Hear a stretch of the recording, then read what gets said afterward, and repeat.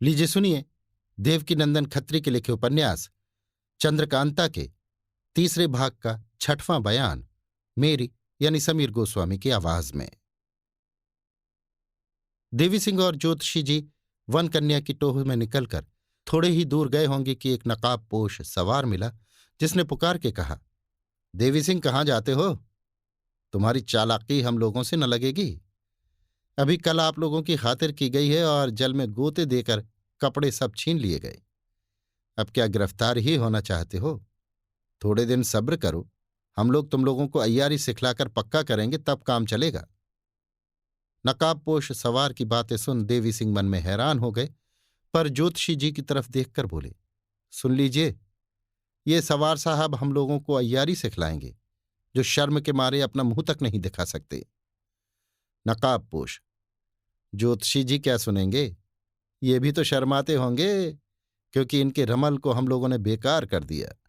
1000 दफे फेंकें मगर पता खाक न लगेगा। देवी सिंह, अगर इस इलाके में रहोगे तो बिना पता लगाए न छोड़ेंगे। नकाबपोश, रहेंगे नहीं तो जाएंगे कहाँ? रोज मिलेंगे मगर पता न लगने देंगे। बात करते करते देवी सिंह ने चालाकी से कूदकर सवार के मुंह पर से नकाब खींच ली। देखा कि तमाम चेहरे पर रोली मली हुई है, कुछ पहचान न सके।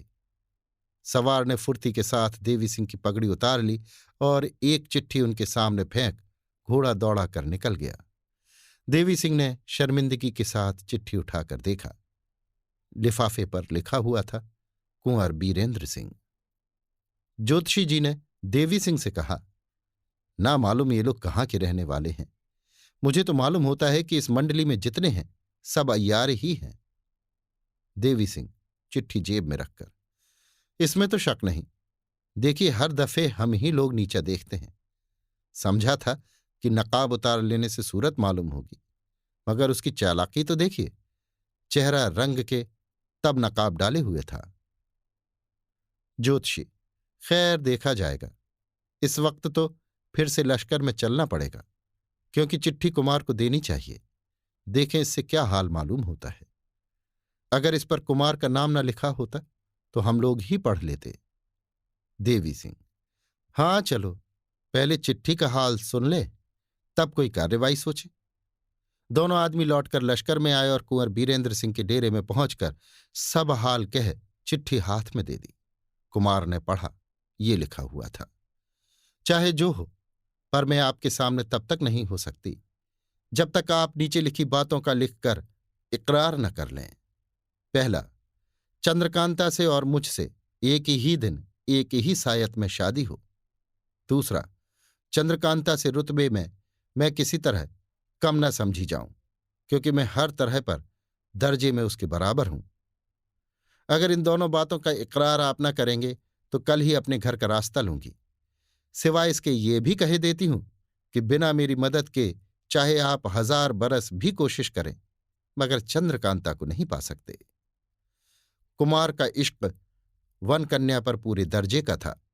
चंद्रकांता से किसी तरह वन कन्या की चाह कम न थी, मगर इस चिट्ठी को पढ़ने से उनको कई तरह की फिक्रों ने आ घेरा। सोचने लगे, ये कैसे हो सकता है कि कुमारी से और इससे एक ही सायत में शादी हो? वो कब मंजूर करेगी और महाराज जयसिंह ही कब इस बात को मानेंगे? सिवाय इसके ये क्या लिखा है कि बिना मेरी मदद के आप चंद्रकांता से नहीं मिल सकते? ये क्या बात है? खैर, अब जो भी हो, वन कन्या के बिना मेरी जिंदगी मुश्किल है। मैं जरूर उसके लिखे मुताबिक इकरारनामा लिख दूंगा, पीछे समझा जाएगा। कुमारी चंद्रकांता मेरी बात जरूर मान लेंगी। देवी सिंह और ज्योतिषी जी को भी कुमार ने वो चिट्ठी दिखाई। वे लोग भी हैरान थे कि वन कन्या ने ये क्या लिखा और इसका जवाब क्या देना चाहिए। दिन और रात भर कुमार इसी सोच में रहे कि इस चिट्ठी का क्या जवाब दिया जाए। दूसरे दिन सुबह होते होते तेज सिंह भी पंडित बद्रीनाथ अय्यार की गठरी पीठ पर लादे हुए आ पहुंचे। कुमार ने पूछा, वापस क्यों आ गए? तेज सिंह, क्या बतावें, मामला ही बिगड़ गया। कुमार, सो क्या? तेज सिंह, तहखाने का दरवाजा नहीं खुलता। कुमार, किसी ने भीतर से तो बंद नहीं कर लिया? तेज सिंह, नहीं, भीतर तो कोई ताला ही नहीं है। ज्योतिषी, दो बातों में से एक बात जरूर है। या तो कोई नया आदमी पहुंचा जिसने दरवाजा खोलने की कल को बिगाड़ दिया, या फिर महाराज शिवदत्त ने भीतर से कोई चालाकी की। तेज सिंह, भला शिवदत्त अंदर से बंद करके अपने को और बला में क्यों फंसावेगा? इसमें तो उसका हर्ज ही है, कुछ फायदा नहीं। कुमार, कहीं वन कन्या ने तो कोई तरकीब नहीं की? तेज सिंह, आप भी गजब करते हैं। कहाँ बेचारी वन कन्या, कहाँ वो तिलिस्मी तहखाना। कुमार, तुमको मालूम ही नहीं, उसने मुझे चिट्ठी लिखी है कि बिना मेरी मदद के तुम चंद्रकांता से नहीं मिल सकते। और भी दो बातें लिखी हैं। मैं इसी सोच में था कि क्या जवाब दूं, और वो कौन सी बात है जिससे मुझको वन कन्या की मदद की जरूरत पड़ेगी। मगर अब तुम्हारे लौट आने से शक पैदा होता है। देवी सिंह, मुझे भी कुछ उन्हीं का बखेड़ा मालूम होता है। तेज सिंह, अगर वन कन्या को हमारे साथ कुछ फसाद करना होता तो तिलिस्मी किताब क्यों वापस देती? देखिए उस खत में क्या लिखा है जो किताब के साथ आया था। ज्योतिषी, यह भी तुम्हारा कहना ठीक है। तेज सिंह कुमार से, भला वो चिट्ठी तो दीजिए जिसमें वन कन्या ने ये लिखा है कि बिना हमारी मदद के चंद्रकांता से मुलाकात नहीं हो सकती। कुमार ने वो चिट्ठी तेज सिंह के हाथ में दे दी। पढ़कर तेज सिंह बड़े सोच में पड़ गए कि ये क्या बात है, कुछ अक्ल काम नहीं करती। कुमार ने कहा, तुम लोग ये जानते ही हो कि वन कन्या की मोहब्बत मेरे दिल में कैसा असर कर गई है। बिना देखे एक घड़ी चैन नहीं पड़ता, तो फिर उसके लिखे अनुसार इकरारनामा लिख देने में क्या हर्ज है? जब वो खुश होगी तो उससे जरूर ही कुछ न कुछ भेद मिलेगा। तेज सिंह, जो मुनासिब समझिए कीजिए। चंद्रकांता बेचारी तो कुछ न बोलेगी, मगर महाराज जयसिंह ये कब मंजूर करेंगे कि एक ही मड़वे में दोनों के साथ शादी हो? क्या जाने वो कौन, कहाँ की रहने वाली और किसकी लड़की है। कुमार, उसकी चिट्ठी में तो ये भी लिखा है कि मैं किसी तरह रुतबे में कुमारी से कम नहीं हूं। ये बातें हो ही रही थी कि चौबदार ने आकर अर्ज किया। एक सिपाही बाहर आया है जो हाजिर होकर कुछ कहना चाहता है।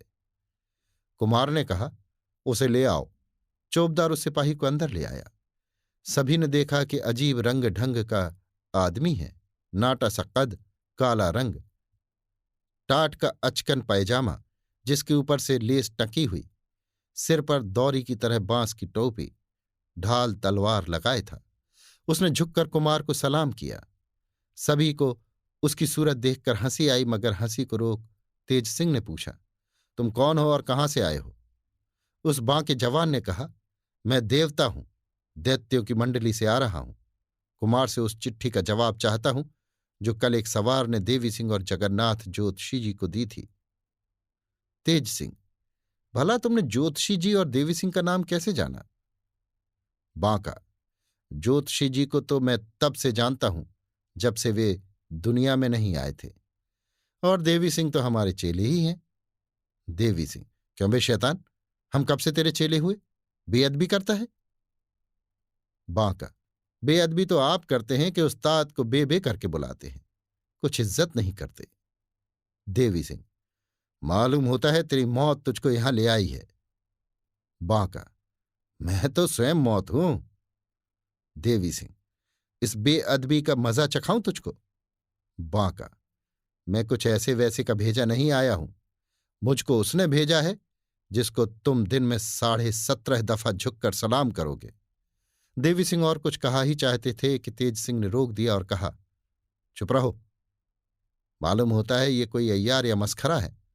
तुम खुद हय्यार होकर जरा दिल लगी में रंज हो जाते हो। बांका, अगर अब भी न समझोगे तो समझाने के लिए मैं चंपा को बुला लाऊंगा। उस बांके टेढ़े जवान की बात पर सब लोग एकदम हंस पड़े, मगर हैरान थे कि वो कौन है। अजब तमाशा तो ये कि वन कन्या के कुल आदमी हम लोगों का रत्ती रत्ती हाल जानते हैं, और हम लोग कुछ नहीं समझ सकते कि वो कौन है। तेज सिंह उस शैतान की सूरत को गौर से देखने लगे। वो बोला, आप मेरी सूरत क्या देखते हैं? मैं अय्यार नहीं हूं, अपनी सूरत मैंने रंगी नहीं है। गर्म पानी मंगाइए, धोकर दिखा दूं। मैं आज से काला नहीं हूं, लगभग 400 वर्षों से मेरा यही रंग रहा है। तेज सिंह हंस पड़े और बोले, जो हो अच्छे हो, मुझे और जांचने की कोई जरूरत नहीं। अगर दुश्मन का आदमी होता तो ऐसा करते भी, मगर तुमसे क्या? अय्यार हो तो, मसखरे हो तो, इसमें कोई शक नहीं कि दोस्त के आदमी हो। ये सुन उसने झुककर सलाम किया और कुमार की तरफ देखकर कहा, मुझको जवाब मिल जाए, क्योंकि बड़ी दूर जाना है।